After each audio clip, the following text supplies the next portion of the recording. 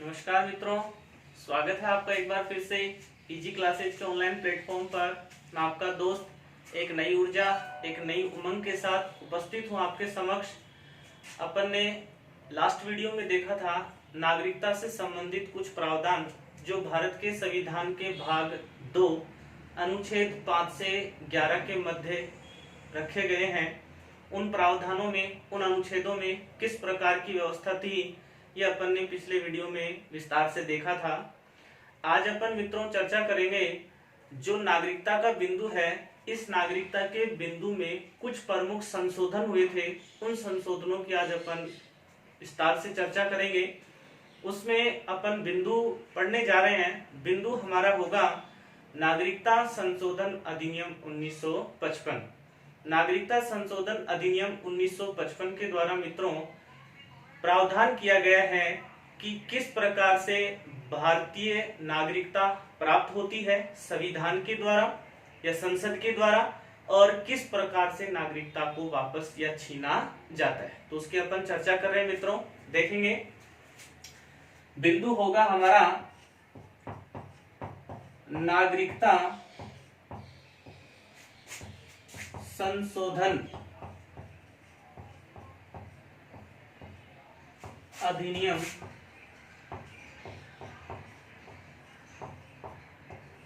1955 महत्वपूर्ण है बिंदु। ये ध्यान रखेंगे मित्रों आप, इसके अंदर क्या व्यवस्था है उसकी अपन आज चर्चा करने जा रहे हैं। तो आप ध्यान से पूरे मनोयोग के साथ मुझे सुनेंगे। नागरिकता संशोधन अधिनियम 1955 जो है, इसके द्वारा, या प्रश्न ऐसा भी बन सकता है कि संविधान का जो भाग 2 है उसमें पहला संशोधन कब हुआ था। तो पहला संशोधन मित्रों कब हुआ था? 1955, जिसे अपन कहेंगे नागरिकता संशोधन अधिनियम 1955। नागरिकता संशोधन अधिनियम 1955 जो है वो मित्रों ये बताता है कि 5 ऐसे बिंदु हैं, 5 इस प्रकार की व्यवस्थाएं हैं जिसके द्वारा किसी व्यक्ति को भारत की नागरिकता प्रदान की जाती है। अब वो 5 प्रकार की व्यवस्थाएं क्या है मित्रों, उनकी अपन चर्चा करने जा रहे हैं। तो अपन एक डायग्राम के माध्यम से उसे समझने का प्रयास करते हैं। 5 प्रकार के कारण कौन कौन से हैं जिससे नागरिकता प्रदान की जाती है। उनमें पहला अपन बिंदु देखते हैं मित्रों, तो उसमें लिख रखा है जन्म के आधार पर।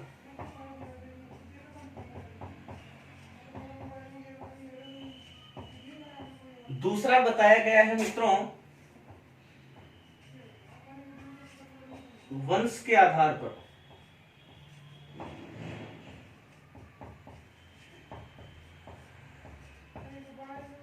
तीसरा बताया गया है मित्रों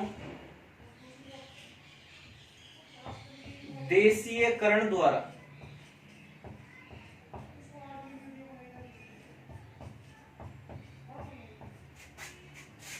उससे अगला बताया गया है मित्रों पंजीकरण द्वारा।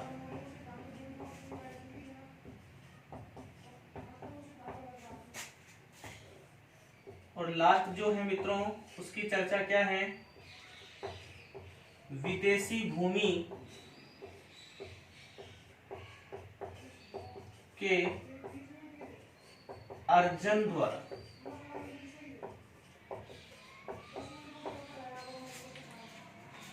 नागरिकता संशोधन अधिनियम 1955 उसमें 5 प्रकार की ऐसी व्यवस्थाएं हैं जिसको आधार मानकर भारत की संसद किसी व्यक्ति को भारत की प्रदान करती है मित्रों क्या? नागरिकता। पहला बिंदु है जन्म के आधार पर, दूसरा बिंदु है वंश के आधार पर, तीसरा है देशीयकरण के द्वारा, चौथा है पंजीकरण के द्वारा, और पांचवा है मित्रों विदेशी भूमि के अर्जन द्वारा। अब किस प्रकार से या इन बिंदुओं में ऐसी क्या व्यवस्था है कि किसी व्यक्ति को भारत की नागरिकता प्रदान की जाती है, अपन एक एक बिंदु का विस्तार से अध्ययन करेंगे। पहले आप एक बार आप इस डायग्राम का स्क्रीनशॉट लीजिए, फिर मैं आपको एक एक बिंदु को विस्तार से आपके सामने चर्चा करता हूं उसकी। लीजिए स्क्रीनशॉट यहां तक का।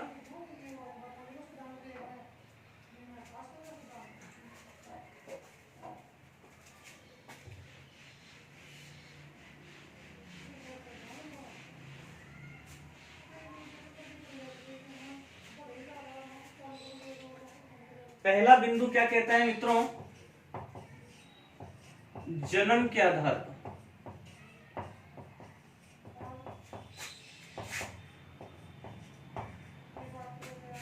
कुछ भी टिपिकल बातें नहीं है मित्रों, बस आप पूरे मनोयोग के साथ मुझे सुनने का प्रयास करें।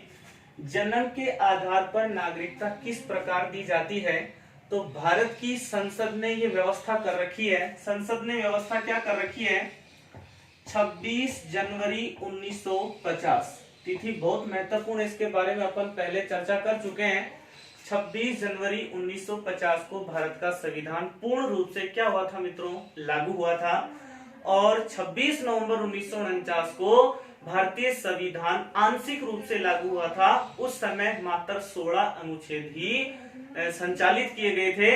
ऐसा उल्लेख संविधान का अनुच्छेद कहता है 394। तो क्या कहा गया है, 26 जनवरी 1950 के बाद यदि किसी बालक का भारत में क्या हुआ मित्रों, जन्म, 26 जनवरी 1950 के बाद किसी बालक का जन्म यदि भारत में हुआ है तो उसे भारतीय संसद के द्वारा प्रदान कर दी जाएगी मित्रों क्या, नागरिकता। लेकिन इस व्यवस्था में एक कमी रह गई थी। वो कमी क्या थी, इस व्यवस्था में माता व पिता के बारे में कोई भी नियम निर्धारित नहीं किया गया था, कोई भी शर्त निर्धारित नहीं की गई थी। कुछ भी कठिन नहीं है मित्रों, एक कहानी के रूप में समझने का प्रयास करें। 26 जनवरी 1950 के बाद यदि किसी बालक का जन्म भारत की भूमि पर हुआ है तो भारत की संसद उसे भारत की क्या देगी, नागरिकता। इस व्यवस्था में माता व पिता के लिए कोई भी नियम या शर्त निर्धारित नहीं थी। अब शर्त निर्धारित नहीं थी तो इसका सबसे बड़ा खामियाजा क्या मिला मित्रों, खामियाजा ये मिला, मान लो यदि कोई विदेशी है, विदेशी दंपति है और विदेशी दंपति के बालक उत्पन्न हुआ और वो बालक उत्पन्न हो गया भारत की भूमि पर। ध्यान से समझना मित्रों, एक उदाहरण के माध्यम से आपको समझाने का प्रयास कर रहा हूं। विदेशी दंपति है और भारत की भूमि पर उन्होंने एक बालक को जन्म दिया, तो 26 जनवरी 1950 को जो नियम बनाया गया था उस नियम के आधार पर यह शर्त तय की गई थी कि 26 जनवरी 1950 के बाद भारत की भूमि पर यदि किसी बालक का जन्म हुआ है तो उसे संवैधानिक आधार पर क्या दी जाएगी मित्रों, नागरिकता। अब ऐसी व्यवस्था की गई तो इसके लिए ये कमी रह गई थी कि विदेशी नागरिकों के जो बालक हैं उनको भी भारत की क्या मिलने लगी, नागरिकता। लेकिन नियम बनाया गया, तो आपको याद रखना है, महत्वपूर्ण प्रश्न है, 1986 में नागरिकता संशोधन अधिनियम, मतलब 1955 वाला जो अधिनियम था उसमें संशोधन किया गया मित्रों, कब, 1986 में संशोधन करके ये नियम बनाया गया। और वो नियम क्या था कि यदि किसी बालक का जन्म भारत की भूमि पर हुआ है तो उस बालक के माता या पिता, ध्यान से समझना मित्रों, बालक के माता या पिता में से कोई एक भारत का क्या रहे, नागरिक रहे, उसी बालक को भारत की क्या दी जाएगी, नागरिकता। 1955 वाला अधिनियम क्या कहता है कि जन्म के आधार पर नागरिकता मिल जाएगी। 26 जनवरी 1950 के बाद किसी बालक का जन्म भारत की भूमि पर हुआ है तो उस बालक को भारत की प्रदान कर दी जाएगी क्या, नागरिकता। इस व्यवस्था में माता पिता के लिए कोई सटीक नियम या शर्त निर्धारित नहीं थी। शर्त निर्धारित नहीं थी तो एक समस्या उत्पन्न हुई। समस्या ये हुई कि किसी विदेशी दंपति की संतान जो भारत में उत्पन्न हुई है या जिसका जन्म भारत में हुआ है उसको संवैधानिक आधार पर मजबूरन भारत की देनी होती थी क्या, नागरिकता। लेकिन इस नियम में बदलाव किया गया। 1986 में नागरिकता संशोधन अधिनियम किया गया और नागरिकता संशोधन अधिनियम 1986 के तहत ये निर्धारित किया गया कि बालक का जन्म भारत की भूमि पर हुआ है लेकिन नागरिकता उसे तब प्रदान की जाएगी जब उसके माता या पिता में से कोई एक भारत का क्या होगा, नागरिक। और विशेषता सुनिए मित्रों, बहुत महत्वपूर्ण चर्चा करने जा रहे हैं। 2003 में पुनः नागरिकता संशोधन अधिनियम किया गया, या 2003 में पुनः नागरिकता संशोधन हुआ। 2003 में जो नागरिकता संशोधन अधिनियम हुआ उसके तहत फिर एक शर्त निर्धारित की। शर्त क्या थी कि बालक को नागरिकता तब प्रदान की जाएगी जब माता या पिता में से कोई एक भारत का नागरिक हो। ऐसी व्यवस्था तो 1986 में भी थी, लेकिन 2003 में और क्या बड़ी व्यवस्था थी उसको ध्यान से सुनेंगे। 2003 में जो संशोधन हुआ उसमें पहली शर्त थी माता या पिता में से कोई एक भारत का नागरिक होगा। लेकिन जो अब चर्चा करने जा रहे हैं वो सबसे महत्वपूर्ण होगी मित्रों। 2003 वाले संशोधन में यह तय किया गया कि यदि पिता भारतीय हैं और माता विदेशी हैं या विदेश की नागरिक हैं तो वो व्यक्ति या माता व पिता में से कोई एक भारतीय है तो दूसरा नहीं होगा। क्या नहीं होगा मित्रों? अवैध प्रवासी। ये बहुत महत्वपूर्ण बिंदु है। अवैध प्रवासी माता या पिता की संतान को भारत की नागरिकता नहीं दी जाएगी। ऐसा प्रावधान भारत के संविधान में या जो नागरिकता का बिंदु है उसमें कब किया गया था मित्रों? 2003। क्या कहा गया?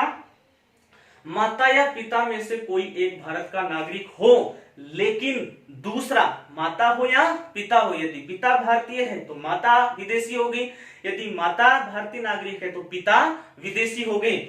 माता व पिता में से कोई एक भारत का नागरिक हो लेकिन दूसरा नहीं होना चाहिए मित्रों। क्या? अवैध प्रवासी। यदि वो अवैध प्रवासी है तो उससे उत्पन्न संतान को भारत की नागरिकता नहीं दी जाएगी। दोबारा समझने का प्रयास करें मित्रों। जन्म के आधार पर नागरिकता का मतलब क्या है?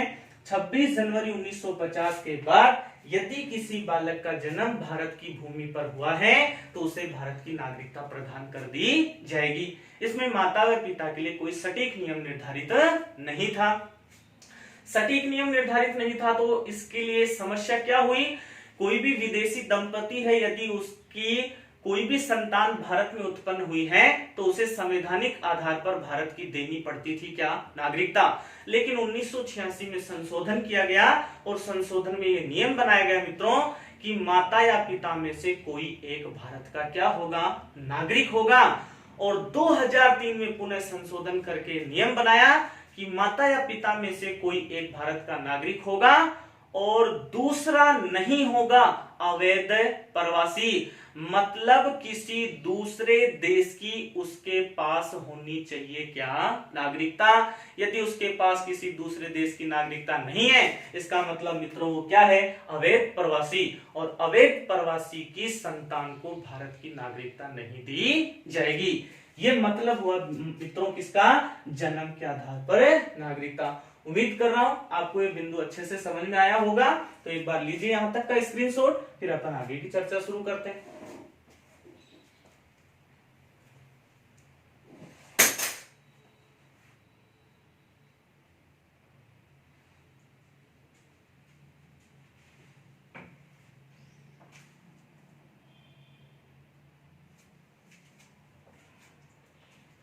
दूसरा बिंदु देखिए मित्रों,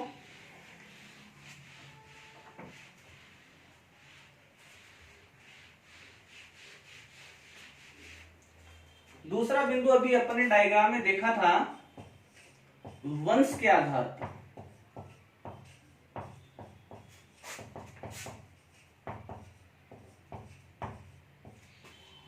वंश के आधार पर किस प्रकार नागरिकता का प्रावधान है, कोई टिपिकल बात नहीं है, केवल मनोयोग से सुनने का प्रयास करें।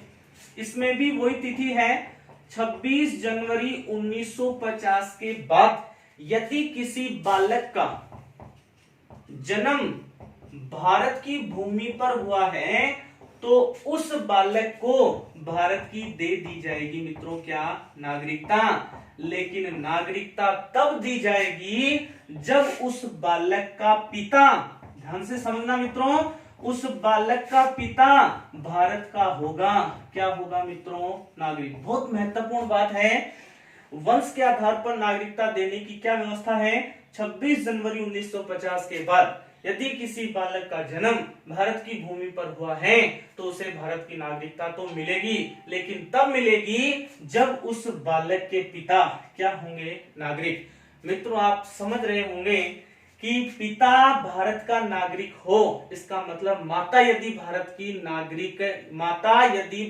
नागरिक नहीं है या माता भारत की नागरिक है तो उसकी संतान को भारत की नागरिकता नहीं दी जाएगी। तो इसका मतलब क्या हुआ, ये लिंग के आधार पर बहुत ही कैसी व्यवस्था थी, भेदभावपूर्ण व्यवस्था थी। मित्रों लिंग के आधार पर भेदभाव किया गया कि पिता भारतीय नागरिक होगा तो ही संतान को मिलेगी भारत की नागरिकता, लेकिन इस व्यवस्था में बदलाव किया गया। मित्रों 1992 में नागरिकता संशोधन अधिनियम पारित किया गया और नागरिकता संशोधन अधिनियम 1992 के तहत यह व्यवस्था की गई और व्यवस्था ये की गई कि माता या पिता में से कोई भी यदि एक भारत का नागरिक है तो उसकी संतान को भारत की नागरिकता दे दी जाएगी। ये मित्रों क्या है, वंश के आधार पर नागरिकता, कोई टिपिकल बात नहीं है। 26 जनवरी 1950 के बाद यदि किसी बालक का जन्म भारत की भूमि पर हुआ है तो उसे भारत की नागरिकता दे दी जाएगी, लेकिन नागरिकता तब मिलेगी जब उस बालक का पिता भारत का क्या होगा, नागरिक। जो लिंग के आधार पर एक कैसी व्यवस्था थी मित्रों, भेदभावपूर्ण व्यवस्था थी और भारत में लिंग के आधार पर भेदभाव को समाप्त किया गया है। ऐसी व्यवस्था अपन संविधान का भाग 3 अपना अगला ही बिंदु होगा, उसमें अपन फंडामेंटल राइट्स या मूल अधिकारों की विस्तार से चर्चा करेंगे। उसमें जो लिंग के आधार पर भेदभाव उसको समाप्त किया गया है, तो इस लिंग के आधार पर जो भेदभाव चल रहा था उसको समाप्त करने के लिए 1992 में नागरिकता में संशोधन किया गया और संशोधन के तहत ये नियम बना दिया कि पिता ही भारत का नागरिक नहीं, यदि माता भी भारत की नागरिक है तो उससे उत्पन्न संतान को भारत की नागरिकता प्रदान कर दी जाएगी। तो दूसरा आधार हो गया, पहला अपन ने पढ़ा जन्म के आधार पर और दूसरा पढ़ा मित्रों क्या, वंश के आधार पर। लीजिए यहां तक का स्क्रीनशॉट।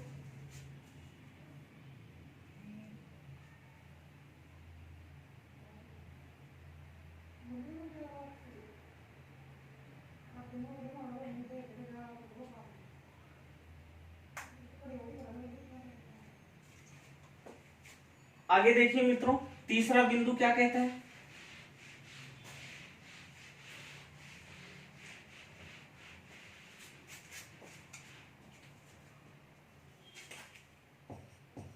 तीसरा बिंदु अपन ने अभी देखा देशीयकरण के द्वारा भी भारत की प्रदान की जाती है मित्रों क्या, नागरिकता। अब ये देशीयकरण क्या होता है मित्रों, बहुत महत्वपूर्ण व्यवस्था है ये। देशीयकरण के द्वारा भारत की नागरिकता प्रदान की जाएगी, इसके लिए भारत के संविधान में कुछ शर्तें हैं, वो शर्तें बहुत सरल सटीक हैं, यहां पर मैं प्रस्तुत कर रहा हूं, आप ध्यान से उसे समझने का प्रयास करें। पहली जो शर्त है वो पहली ये शर्त है कि देशीयकरण के द्वारा उसी व्यक्ति को भारत की नागरिकता दी जाएगी। किसको नागरिकता दी जाएगी, पहला बिंदु है वह जिस देश का निवासी है। ध्यान से समझना मित्रों, कोई टिपिकल बात नहीं है, बिल्कुल सरल सटीक भाषा में आपको समझाने का प्रयास कर रहा हूं। वह जिस देश का निवासी है उस देश की नागरिकता का क्या करेगा मित्रों, त्याग।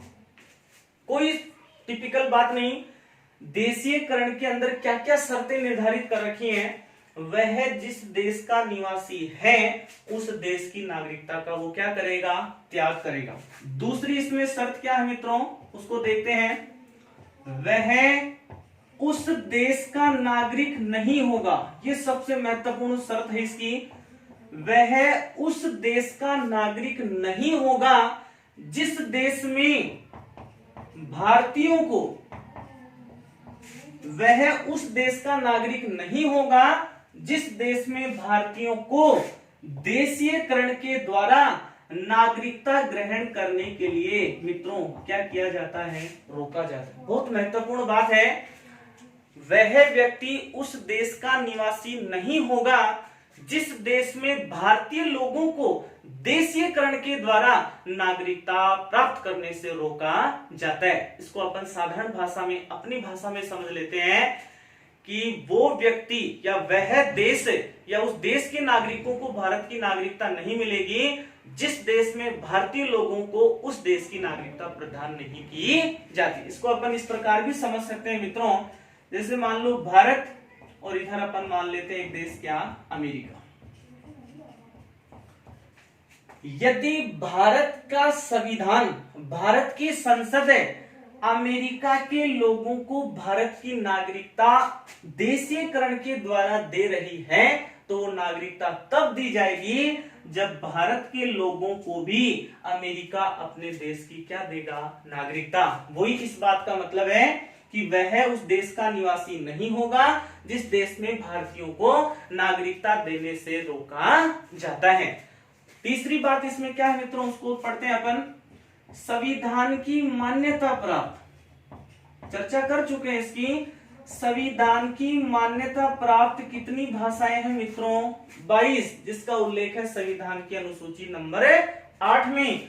तो संविधान की मान्यता प्राप्त 22 भाषा में से किसी एक भाषा का वो क्या होना चाहिए, जानकार, या किसी एक भाषा में वो व्यक्ति दक्ष होना चाहिए। यदि किसी एक भाषा में वो अपनी दक्षता प्रस्तुत करता है तो उसे देशीयकरण के द्वारा भारत की क्या दे दी जाएगी मित्रों, नागरिकता। उसके बाद क्या है इसमें बिंदु, उसमें एक बिंदु और शामिल कर रखा है कि वो व्यक्ति यदि भारत की नागरिकता लेना चाहता है तो वो देश के प्रति सकारात्मक क्या रखे, आस्था। देश के प्रति सकारात्मक आस्था रखने वाले व्यक्ति को भी भारत की नागरिकता प्रदान कर दी जाएगी। ये क्या है मित्रों, देशीयकरण। कोई कठिन व्यवस्था नहीं है। वह जिस देश का निवासी होगा सबसे पहले उस देश की नागरिकता का क्या करेगा, त्याग। वह उस देश का नागरिक नहीं होगा जहां पर भारतीयों को देशीयकरण के द्वारा नागरिकता प्रदान करने से रोका जाता है। तीसरी व्यवस्था क्या है, संविधान की मान्यता प्राप्त 22 भाषाओं में से किसी एक भाषा का उसको पर्याप्त ज्ञान होना चाहिए। और चौथी शर्त इसमें मित्रों निर्धारित कर रखी है, वो व्यक्ति हमारे देश के प्रति सकारात्मक क्या रखता हो, आस्था। ये 4 शर्तें जो हैं वो देशीयकरण में शामिल हैं और देशीयकरण के द्वारा भी भारत के संविधान में क्या प्रावधान या क्या देने की व्यवस्था की गई है मित्रों, नागरिकता। उम्मीद कर रहा हूं आपको ये बिंदु समझ में आ रहा होगा। यदि आपको हमारा वीडियो अच्छा लग रहा है तो आप वीडियो को लाइक करें, वीडियो के ऊपर कमेंट करें। आपकी कोई भी समस्या है आप कमेंट के माध्यम से हमारे पास पहुंचाएं, हम उन समस्या का समाधान आप तक जरूर पहुंचाएंगे। अपने मित्रों के साथ वीडियो का लिंक शेयर करें ताकि वो भी सुविधा का अधिक लाभ उठा सके। तो लीजिए मित्रों यहां तक का स्क्रीनशॉट।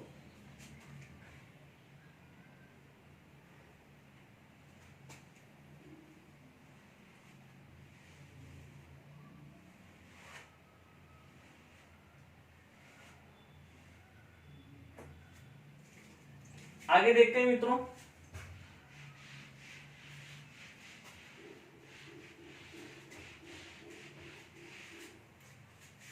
अभी अपने डायग्राम में चौथा बिंदु जो देखा था वो चौथा बिंदु क्या कहता है, पंजीकरण के द्वारा भी क्या दी जाती है, नागरिकता। अब पंजीकरण द्वारा नागरिकता देने की व्यवस्था क्या है, बहुत सरल है, केवल आप बोर्ड पे देखें, ध्यान से सुनने का प्रयास करें।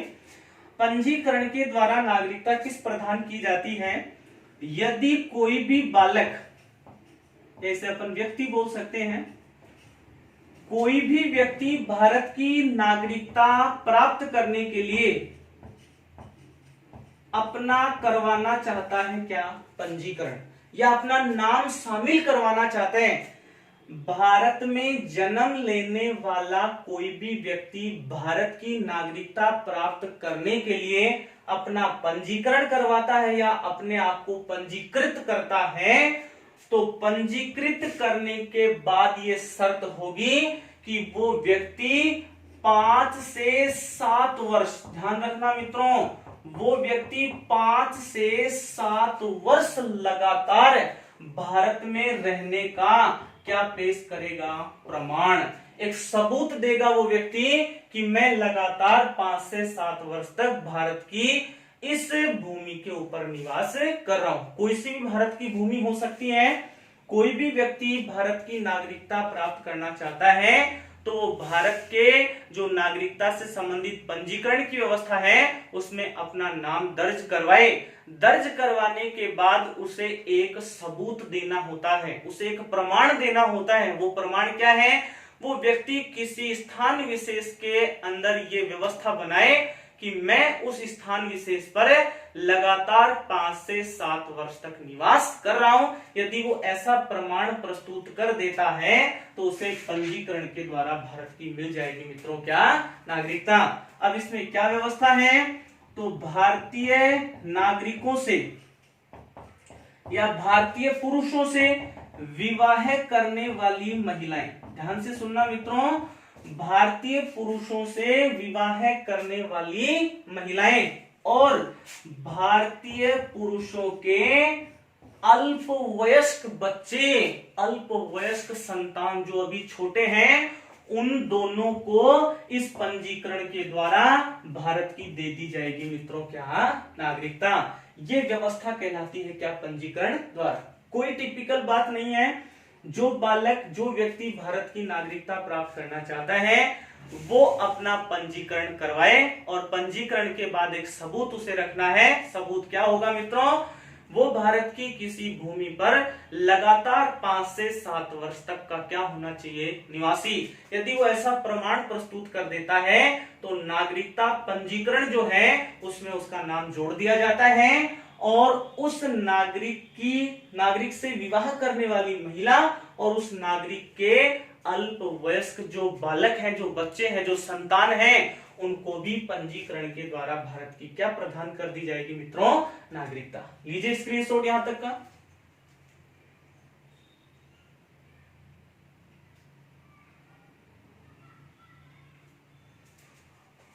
आगे देखते हैं मित्रों।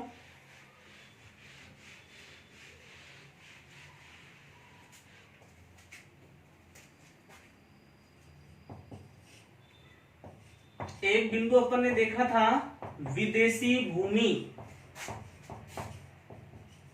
के अर्जन द्वारा। कोई टिपिकल बात नहीं है, एक लाइन आपको याद रखनी है, विदेशी भूमि के अर्जन द्वारा। विदेशी भूमि जो भारत में नहीं थी लेकिन अब भारत में शामिल कर ली गई है। अर्जन का मतलब शामिल करना। तो देखिए, कोई विदेशी भूमि भारत का हिस्सा नहीं है। भारत का हिस्सा नहीं है तो सीधी सी बात है वहां के लोगों को भारत की नागरिकता प्रदान नहीं की जाएगी। लेकिन यदि कोई विदेशी भूमि का क्षेत्र भारतीय संघ क्षेत्र में कर लिया जाए, क्या कर लिया जाए मित्रों? शामिल। ऐसा अपन बिंदु देख चुके हैं संविधान के अनुच्छेद किसमें मित्रों? 2। अनुच्छेद 2 में अपन ये देखा था कि किसी बाह्य क्षेत्र को भारतीय संघ क्षेत्र में शामिल करने की क्या है? व्यवस्था।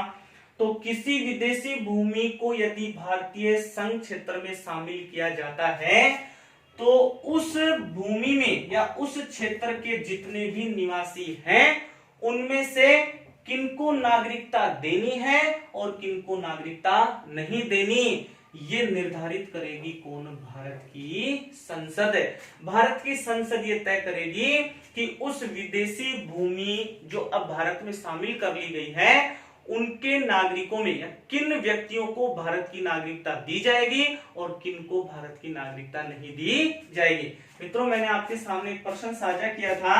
एक क्षेत्र है, उस क्षेत्र का नाम क्या था? सिक्किम।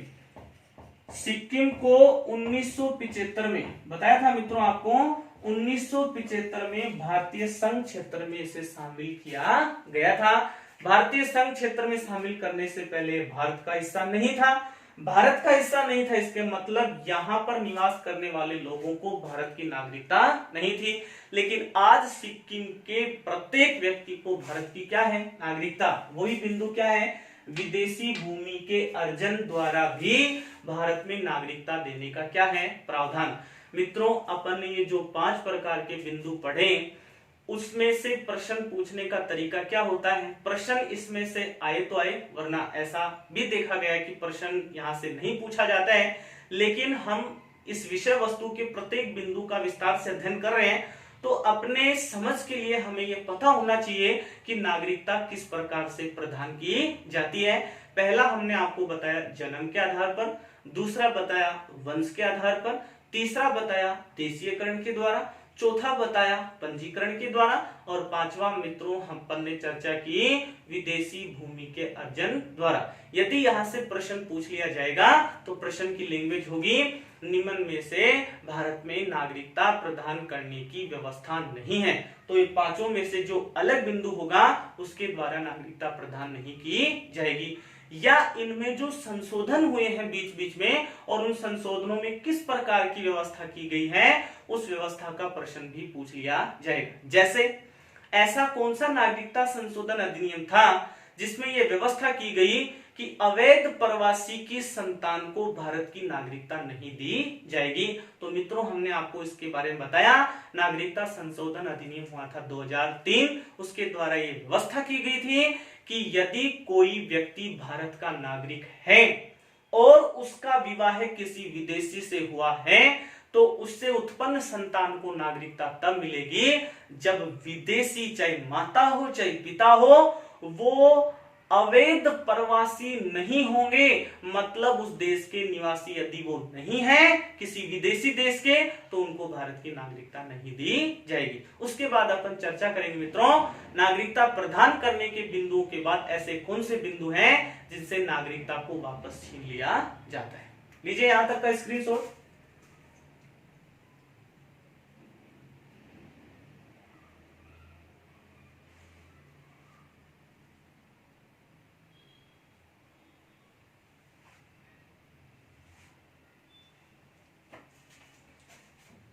देखेंगे मित्रों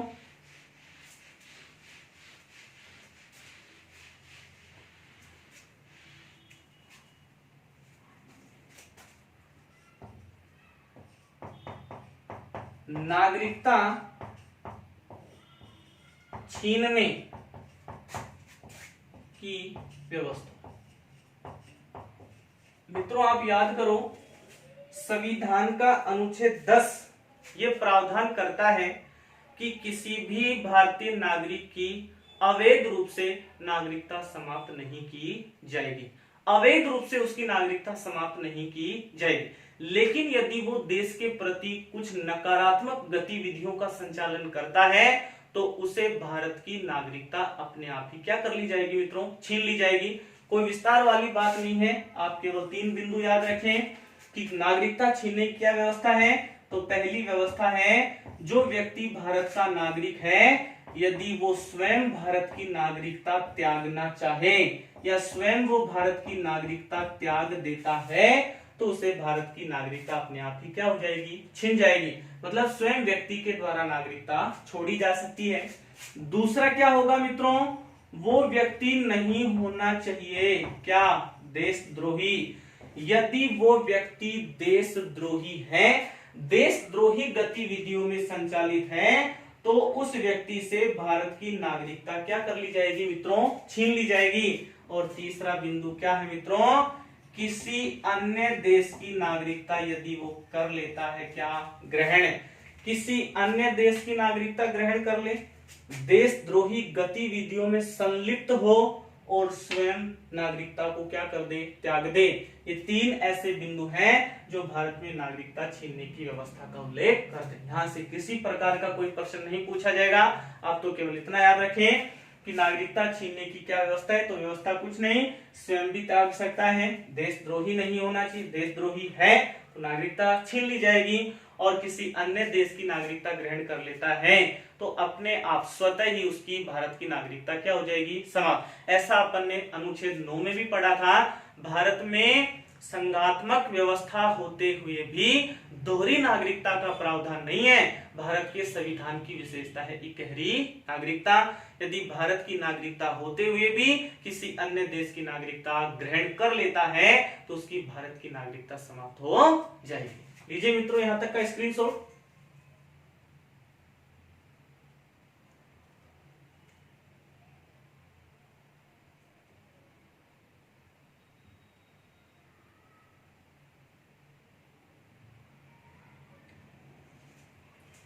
अब करते हैं अपन सबसे महत्वपूर्ण मुद्दे की चर्चा, जहां से प्रश्न डेफिनेट पूछने के चांस है, वहां से प्रश्न पूछा जा सकता है।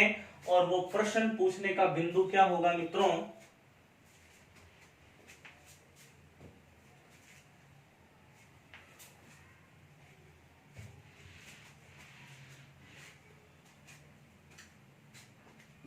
CAA 2019।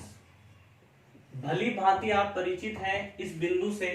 समसामयिक घटनाओं को आप विस्तार से अध्ययन करते होंगे, अखबार वगैरह में, मैगजीन वगैरह में ऐसा अपने को देखने को मिलता है। तो किसी विषय वस्तु, अपनी राजनीतिक जो विषय वस्तु है उसमें ज्वलंतशील जो मुद्दे हैं वहां का प्रश्न डेफिनेट एग्जाम में हमें देखने को मिलता है मित्रों। CAA 2019, जिसका भारत में बहुत अधिक क्या किया गया है? विरोध। अब विरोध क्यों किया गया? कब ये लोकसभा से पारित हुआ, कब ये राज्यसभा से पारित हुआ, उन सभी बिंदुओं की आज अपन यहां पर विस्तार से चर्चा करेंगे। जो CAA है मित्रों, CAA का मतलब क्या हो जाएगा? सिटीजनशिप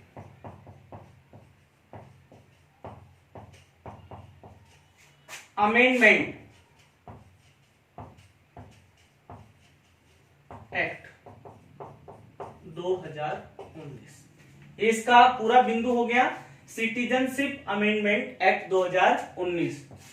इसको अपन हिंदी में लिखना चाहें, नागरिकता संशोधन अधिनियम 2019। ये भारतीय राज्य व्यवस्था के भाग 2 का एक ज्वलनशील मुद्दा है। ये ज्वलनशील मुद्दा क्या कहना चाहता है, इसके अंदर किस प्रकार की व्यवस्था है, उन सभी व्यवस्थाओं का आज अपन विस्तार से अध्ययन करने जा रहे हैं। सबसे पहले नागरिकता संशोधन अधिनियम 2019 जो है उसे किस शीर्षक से संसद में पेश किया गया था? मित्रों बहुत अच्छा प्रश्न, बहुत अच्छे लेवल पर पूछा जा सकता है। नागरिकता संशोधन अधिनियम का शीर्षक क्या था? तो ध्यान रखेंगे आप, नागरिकता संशोधन अधिनियम का जो शीर्षक था वो शीर्षक था एक्ट नंबर 47 2019। ये नागरिकता संशोधन अधिनियम का क्या था मित्रों? शीर्षक पूछा जा सकता है, एक्ट नंबर 47। दूसरा बिंदु अपन देखें, ये जो नागरिकता संशोधन अधिनियम जो है वो सर्वप्रथम किस सदन से पारित हुआ मित्रों? लोकसभा। तो यहां पर अपन देख लेते हैं, लोकसभा से पारित। ये अधिनियम लोकसभा से पारित हुआ था मित्रों 10 जनवरी 2019। बहुत महत्वपूर्ण ये तिथियां हैं, आप इन तिथियों के बारे में जरूर अध्ययन करना। 10 जनवरी 2019 को ये जो अधिनियम था, ये अधिनियम पारित हुआ कौन से सदन से? लोकसभा से। उसके बाद अपन देखें मित्रों, लोकसभा से पारित होने के बाद राज्यसभा में रखा गया और राज्यसभा ने भी इसे पारित कर दिया अगले ही दिन 11 जनवरी 2019। 11 जनवरी 2019 को दूसरे सदन से भी इसे पारित कर दिया गया।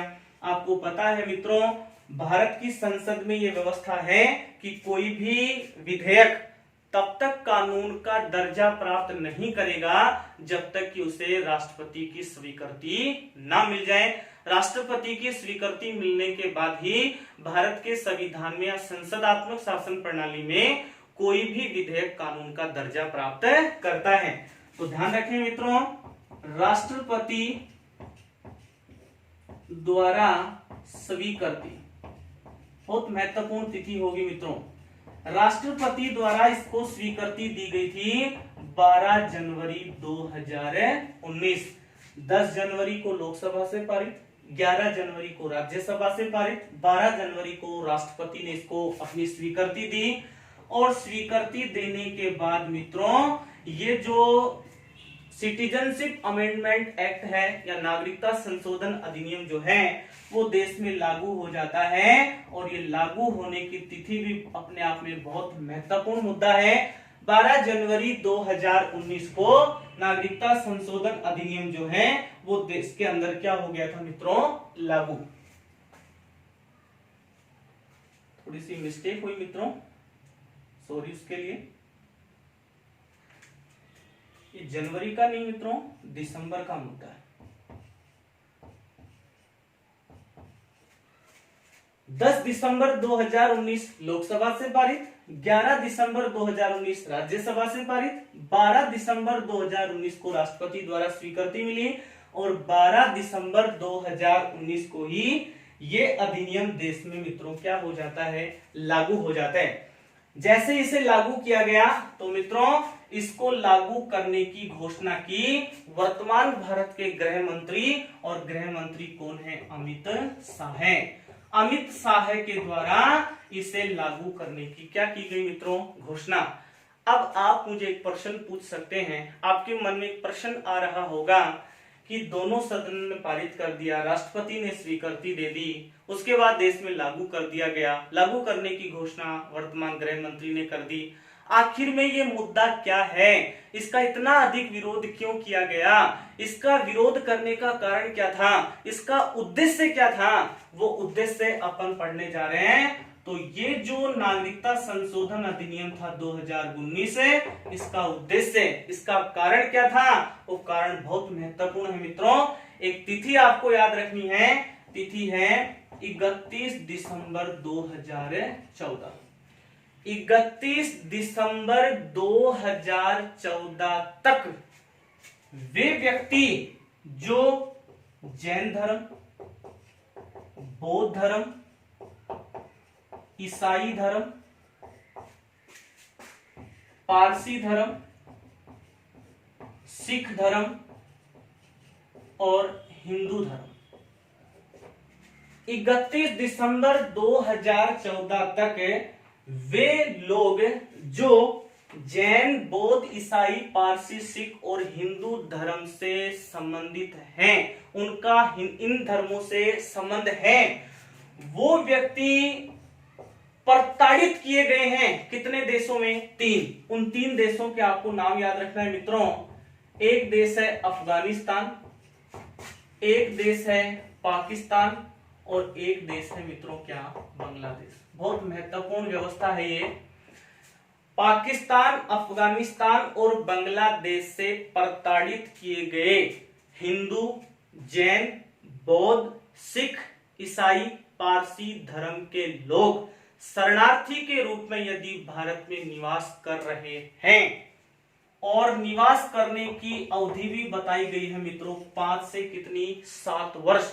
यदि वो 5 से 7 वर्ष भारत में लगातार शरणार्थी के रूप में निवास कर रहे हैं और उनका संबंध इन सभी धर्मों से है और वो इन 3 देशों में प्रताड़ित किए गए हैं, इन 3 देशों से उनको निकाला गया है, उन सभी लोग को इस नागरिकता संशोधन अधिनियम के तहत भारत की दी जाएगी मित्रों क्या, नागरिकता। अब आप पूछेंगे कि नागरिकता देने की तो व्यवस्था है, फिर इसके लिए इतना बड़ा बवाल, इतना बड़ा आंदोलन, लोग सड़क पर आकर इसके विरुद्ध बहुत बड़ा आंदोलन करते हैं, वो आंदोलन का कारण क्या था? तो आंदोलन का कारण क्या था मित्रों, ये जो तीनों देश हैं, इन तीनों देश में एक धर्म की प्रधानता, वो धर्म कौन सा है? मुस्लिम। मतलब इन तीनों देशों ने अपने आप को कैसा घोषित किया है? मुस्लिम देश।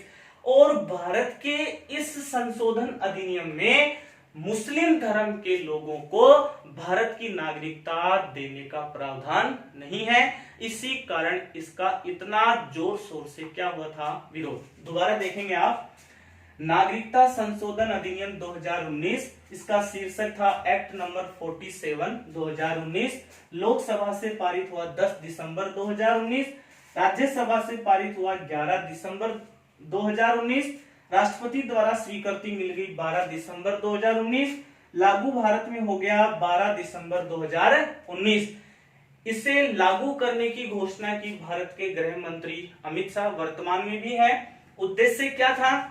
31 दिसंबर 2014 तक पाकिस्तान, अफगानिस्तान, बांग्लादेश से प्रताड़ित होकर भारत में शरणार्थी के रूप में 31 दिसंबर 2014 तक हिंदू, जैन, बौद्ध, सिख, पारसी, ईसाई धर्म के लोग यदि भारत में शरणार्थी के रूप में निवास कर रहे हैं तो उन लोगों को भारत की प्रदान की जाएगी क्या, नागरिकता।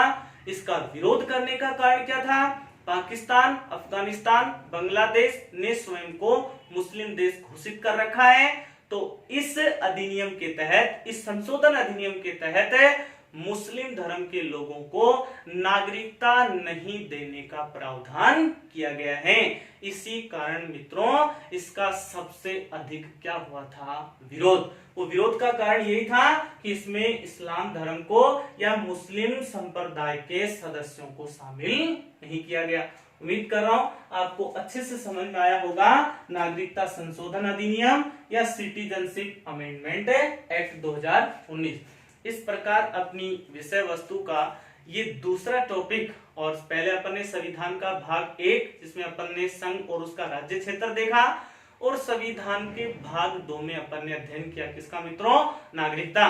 इसके बाद मित्रों अपन शुरू करने जा रहे हैं अगला जो अपना बिंदु होगा, वो बिंदु होगा क्या, भाग 3। और भाग 3 में मित्रों क्या है, मूल अधिकार, जिनको अपन फंडामेंटल राइट्स कहते हैं, जिनकी व्यवस्था अपन ने ग्रहण की है कौन से देश से मित्रों, अमेरिका से।